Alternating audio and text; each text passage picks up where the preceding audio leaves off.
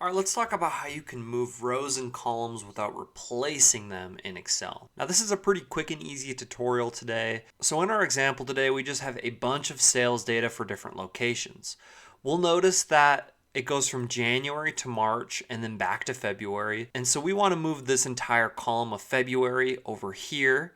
And then we'll notice it goes location 1, location 2, and we're missing 3, which is down here. So we want to move this row over here in between 2 and 4.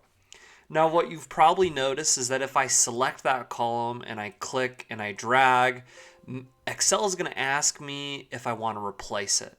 And if I hit OK, it's going to delete all of the data that was there before. So to move rows and columns without doing that, all you need to do is select the column or the row, and then on your keyboard hit Shift, and then click.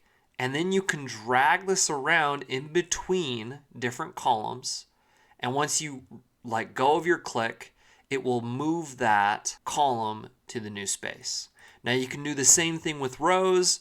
We'll select all of location 3, so all of row 7, shift click, and we can drag that and put that in between location 2 and 4. Let go of our click, and there we have it. We can move those rows and columns without replacing any data that might already be there. Thank you so much for watching. Please don't forget to subscribe and smash the like button. Thank you so much, and have such a great rest of your day.